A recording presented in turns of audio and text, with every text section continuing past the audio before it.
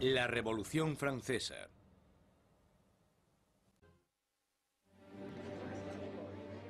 A finales del 1700, Versalles es un oasis de extravagancia, rodeado de una tierra desesperada. Y con un rey inseguro al mando, Francia está trazándose su camino al desastre. En un intento por demostrar su liderazgo, Luis se mete a hacer reformas financieras. Pero su equivocada manera de manejar las finanzas carga a los pobres con muchos impuestos, mientras la nobleza no paga casi nada. Con la economía por los suelos y la gente cada vez más inquieta, parece que incluso Dios está enfadado, golpeando a Francia con el invierno más frío de los últimos 90 años. El hambre se convirtió en rabia. Con la economía destrozada, los bancos fuerzan a Luis XVI a contratar a un ministro de Economía, Jacques Necker. Con la nación en crisis fiscal, Necker insta a Luis XVI a convocar una reunión con el tradicional cuerpo representativo del reino, los Estados Generales. Es la primera vez en 175 años que se reúne a estos representantes. Políticamente, Francia estaba organizada en los llamados tres estados. El primero era el del clero, el segundo el de la nobleza y el tercero el de todos los demás. Y según los cálculos contemporáneos, los primeros dos estados los formaban el 3% de la población y el tercer estado el 97%. Mucha gente pensaba que era muy injusto que este tercer estado, que era la mayoría de la población, tuviese solo un tercio de los diputados. Consideraban injusto que el Parlamento tuviese tres cámaras y que las dos cámaras, la de la nobleza y la del clero, pudieran siempre anular la votación de la plebe. 4 de mayo de 1789. Un destacado joven abogado y político llega a Versalles. Maximilien Robespierre viene a presentarse ante los Estados Generales como diputado, para ser la voz que pida justicia para la gente que él representa, el tercer estado. Robespierre y sus compañeros pedían que la nobleza y el clero pagasen sus impuestos. Pero Luis XVI se siente cada vez más amenazado por el creciente radicalismo del tercer estado. Entonces, el 20 de junio, después de 6 semanas de estancamiento, los diputados se dan cuenta de que están siendo silenciados. El 20 de junio, cuando los diputados llegan a la reunión y encuentran las puertas cerradas, sospechan de un complot. Van a la sala, que era lo que nosotros llamamos la sala de juego de pelota, pero que en realidad era un frontón, se reúnen y juran que no dejarán de reunirse hasta que tengan una nueva constitución. Los diputados deciden constituirse en una nueva Asamblea Nacional y ser los verdaderos representantes del pueblo de Francia. Pero arrebatarle el poder al rey no será tan fácil como firmar una simple proclamación. A principios de julio, 30.000 soldados toman posiciones en los alrededores de París. Para defenderse, la gente forma una nueva Guardia Nacional. El 14 de julio, multitud de gente se reúne identificándose entre sí con un pequeño emblema. Rojo y azul son los colores de París, separados por el blanco, el color de la Casa de los Borbones. El tricolor ha nacido. De entre la multitud exaltada, una voz grita: ¡A la Bastilla! La victoria en la Bastilla desata el irrefrenable torrente de la revolución. La gente ha desafiado a su rey y ha ganado. La energía en las calles da un nuevo ímpetu a la Asamblea Nacional.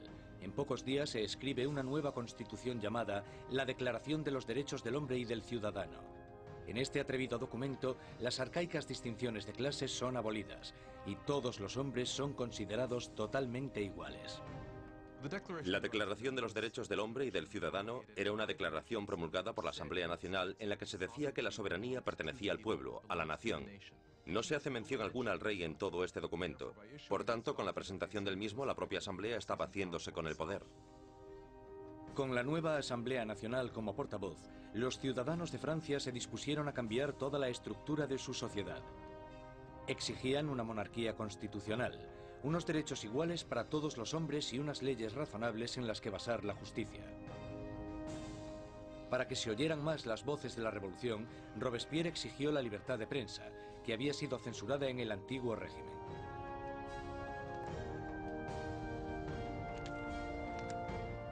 Como resultado, la prensa libre la encabeza l'ami du peuple, el amigo de la gente. un periódico radical lleno de sermones sarcásticos y provocadores. Es la creación de un exmédico, Jean-Paul Marat. Marat era un hombre con una rabia fuera de lo normal. Solo hay que leer las páginas de su periódico L'Ami du Peuple para darse cuenta. En cada publicación se puede ver la paranoia que tiene. Ve conspiraciones en todas partes contra la revolución y para él la respuesta es muy simple. La sangre, las cabezas. A París llega la noticia de que el rey ha celebrado una fiesta en Versalles y que en ella los decadentes monarcas habían tirado al suelo la bandera tricolor, el símbolo de la revolución, y la habían pisoteado. Marat está furioso. Escribe sobre esta difamación en su periódico, justo cuando surge una nueva amenaza. El rey ha ordenado otra vez a las tropas que tomen sus posiciones en los alrededores de París. Con el golpe maestro de la Bastilla aún reciente en las mentes de las personas, Marat insta desesperadamente a entrar en acción. 5 de octubre. París se despierta con un ensordecedor ruido de campanas. Las mujeres se reúnen cerca del ayuntamiento para protestar por la escasez de pan. Y, según la gente se va enterando de la ofensiva fiesta del rey, el miedo al acercamiento de las tropas reales se mezcla con la rabia. Pronto, miles de mujeres se dirigirán a Versalles, con lanzas y pistolas en sus manos. Las mujeres van a exponer sus quejas al rey. Mientras las mujeres se reúnen fuera de las puertas, Luis XVI se da cuenta de que la revolución ya no puede ser ignorada. La tiene en la puerta de su casa. Acepta firmar la Declaración de los Derechos del Hombre y del Ciudadano. El rey y la reina están ahora a la merced de la multitud. Y lo que la multitud quiere es un poco de atención por parte del rey. La única forma de que las mujeres se calmen es que la familia real acepte ir a París, porque creen que una vez que estén allí, entonces pueden obligarles a hacer lo que la gente de París quiera. Una vez que la familia real se traslada a París, se convierten en prisioneros de París. Ellos lo saben y todos lo saben. Tienen grandes limitaciones de lo que pueden hacer. Mayo de 1791. Han pasado ya casi 2 años desde que la familia real y la Asamblea Nacional se trasladaron a París. Robespierre habla a menudo en la Asamblea y en el Club Jacobino, una sociedad que lleva el nombre de su sitio de reunión, un viejo monasterio jacobino. Ahora, las palabras son el núcleo de la revolución, y Robespierre sigue con su moral inquebrantable. Su verdadero norte es siempre la gente. Pronto le apodarán el incorruptible. Francia es ahora una monarquía constitucional. El rey está obligado a compartir su poder con los revolucionarios en la Asamblea. Pero parece que su ración de poder se va haciendo cada vez más pequeña, y es obligado a firmar ley tras ley, disminuyendo su propio poder y el del otro régimen feudal, la Iglesia Católica. Luis decide que ha llegado el momento de escaparse de los confines de la nueva república y montar una campaña para reclamar su reinado. Pasada la medianoche, llegan al pequeño pueblo de Varennes, 160 kilómetros al este de París. Están cerca de la frontera con Austria. La salvación solo a unos pocos kilómetros de distancia, pero su intento de fuga no irá más allá. Un oficial del pueblo para el carruaje y les pide los pasaportes.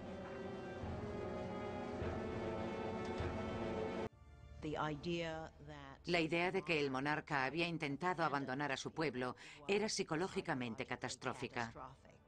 El acontecimiento realmente rompió el lazo que unía a Luis XVI con sus súbditos. Ahora no solo tenían un rey superficial, sino que tenían un rey que obviamente también era un traidor. Pero son los enemigos de alrededor de Francia los que más preocupan a la Asamblea. Hay un miedo creciente de que los miembros de la familia real que huyeron a Austria inicien una contrarrevolución armada. En abril de 1792, la Asamblea declara la guerra a Austria, el país gobernado por la propia familia de María Antonieta. Surge un sentimiento nacionalista. Si Austria derrota al ejército revolucionario, Luis XVI sin duda reclamará su trono. Y se sospecha que María Antonieta está ayudando al enemigo mediante el envío de cartas a sus familiares en Austria, en las que se les pasa los movimientos de las tropas francesas para que obtengan ventaja. Todo esto mientras el rey y la reina simulan su apoyo a la revolución.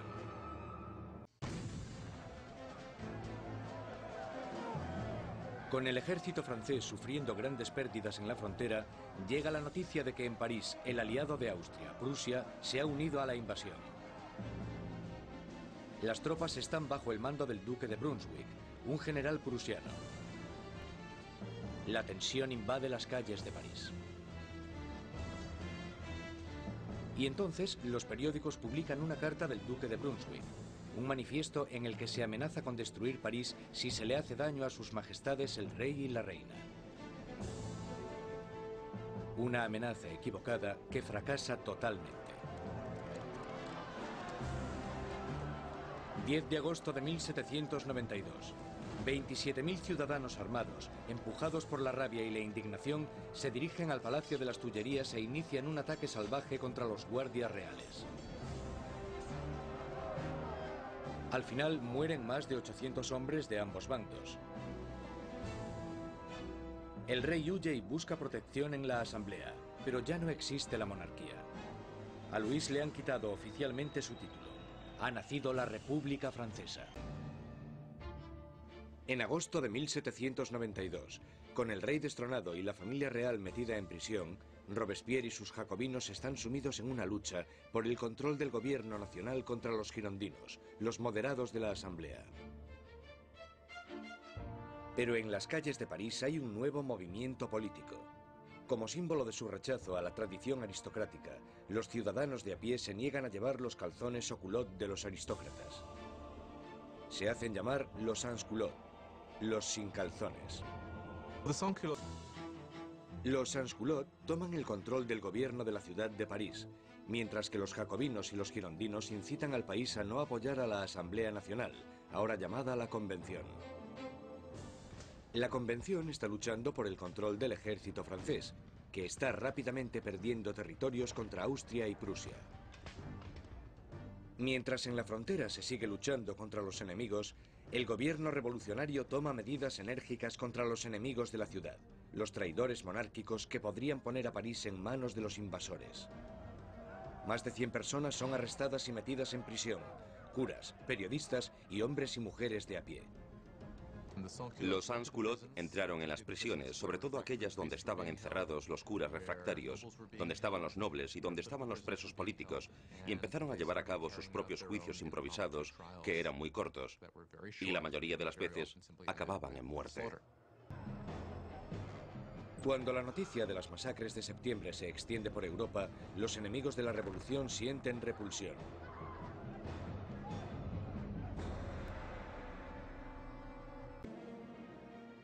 La revolución ha tomado un rumbo intolerable. Incluso Robespierre se da cuenta de que las cosas han ido demasiado lejos, que la gente no puede dirigir sola la revolución. Necesitan a alguien que les guíe. Una mano de hierro. Gracias al poder de sus palabras, el incorruptible salta a la palestra como el hombre que puede guiar a la revolución. Robespierre, que anteriormente había apoyado la monarquía constitucional, ahora cree que ya no hay sitio para un rey. Se toma una decisión trascendental. Francia llevará a juicio a su propio monarca. En todos los sistemas que existen, solo hay un castigo para la traición, y esa es la muerte.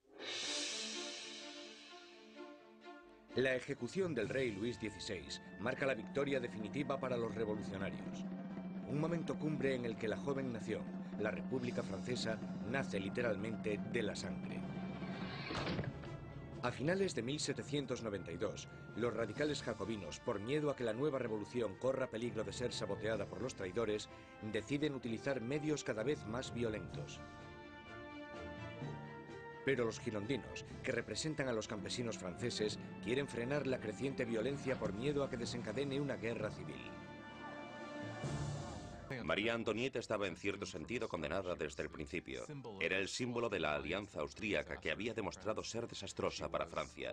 Ella era, junto con su marido, el hazmerreír de la gente debido al aparente fracaso sexual de su matrimonio. Y ella era un símbolo de la cultura monárquica en una época en la que la propia cultura monárquica era vista como algo totalmente corrupto y perjudicial para el país. Así que por todas estas razones, era odiada como ninguna otra reina había sido odiada jamás. Era vilipendiada e injuriada.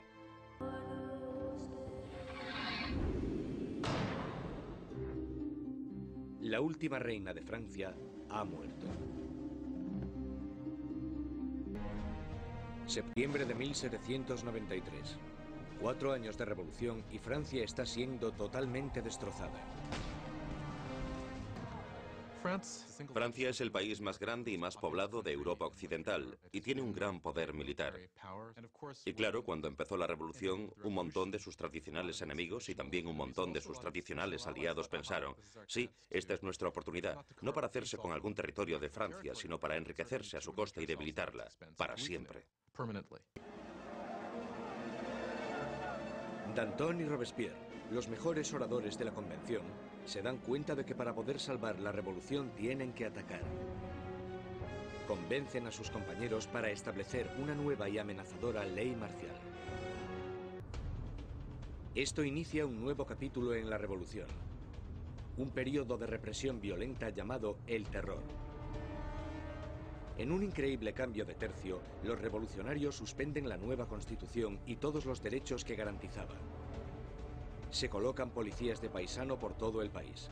Cualquier persona sospechosa de realizar actividades contrarrevolucionarias es perseguida, sometida a un juicio rápido y mandada a la guillotina. El reino del terror fue concebido como un gobierno de emergencia. Lo que ellos entendían como terror se basaba en sembrar el terror en los corazones de los enemigos de la República. Por lo tanto, digamos que o estaban muertos de miedo o eran arrestados y liquidados.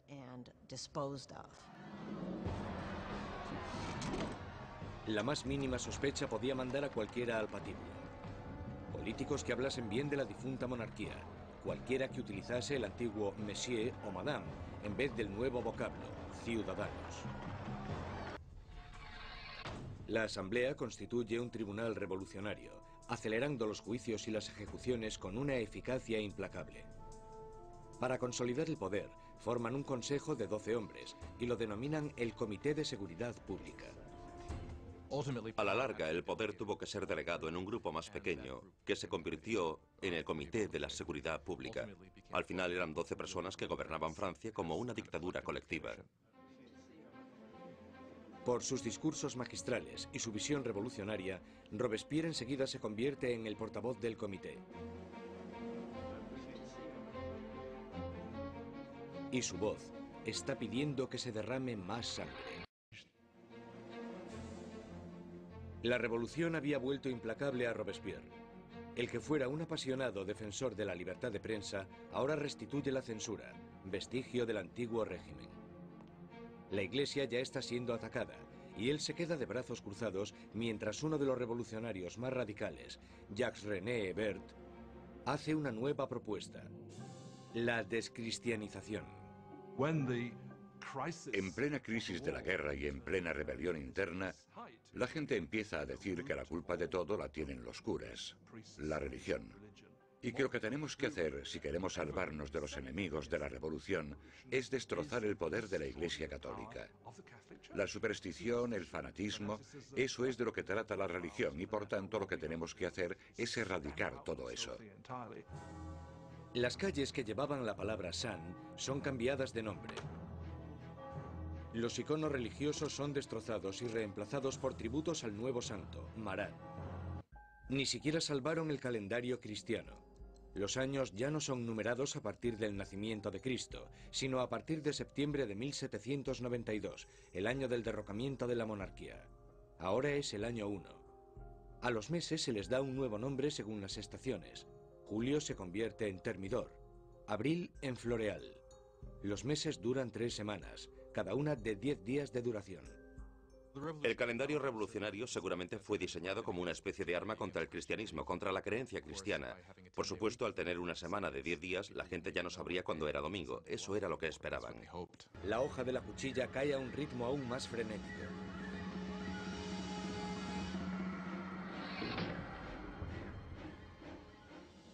Pero los ejércitos franceses están finalmente obteniendo victorias en la frontera. Bajo el mando de un magnífico joven comandante llamado Napoleón Bonaparte, el ejército francés obliga a la Marina británica a realizar una humillante retirada en Toulon. La revolución está en su punto álgido. Robespierre está en su momento de más poder. Ha acabado con los enemigos de la revolución y ha asegurado su éxito sembrando el terror. En la cima del éxito, Robespierre sueña con un reto aún más grande: sembrar más terror para crear un nuevo tipo de sociedad.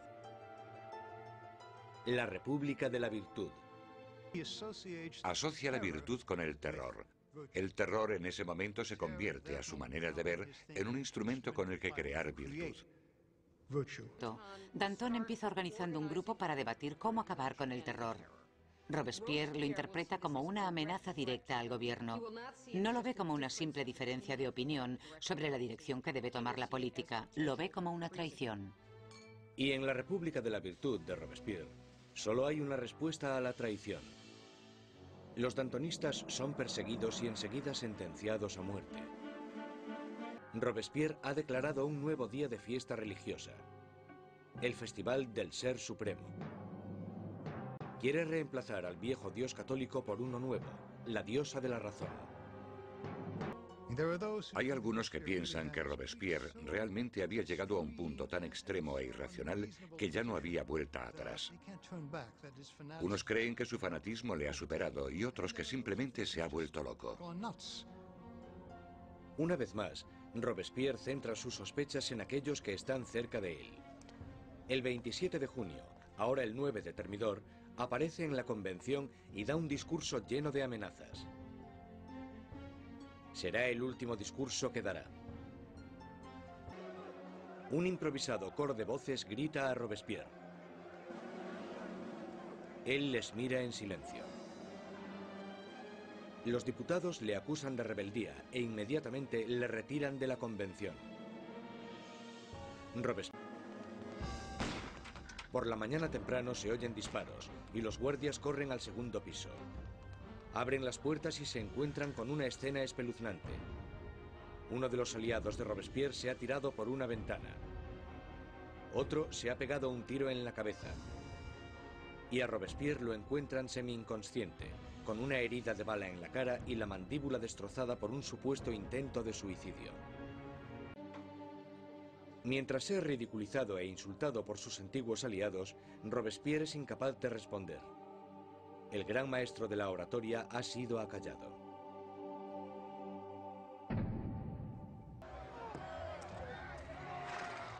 El 27 de julio de 1794, la guillotina acaba con el incorruptible. Y la última sangre del terror es derramada. El terror muere con Robespierre, pero la revolución no.